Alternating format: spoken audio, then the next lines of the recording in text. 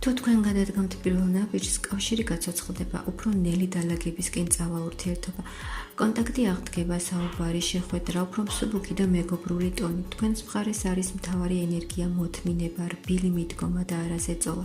თუ სწორად იმოქმედებთ, შეგიძლიათ სიტუაციის მართვა. შესაძლებელია სტაბილური ეტაპის მიღწევა, კომფორტი, შეხვედრები, კარგი ატმოსფერო. მაგრამ აქ მოდის არასტაბილურობა, ვნება, სწრაფი დაწყება და ისეთივე სწრაფი გაცივება.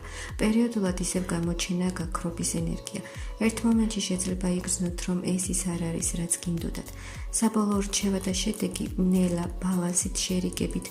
ყველაფერი მუშაობს მხოლოდ მაშინ, თუ არ იჩქარებთ და არ გადააჭარბებთ. თქვენს ნაბიჯს ექნება პოზიტიური რეაქცია, მაგრამ მეორე მხარე დარჩება დაცულ და არასტაბილურ რეჟიმში.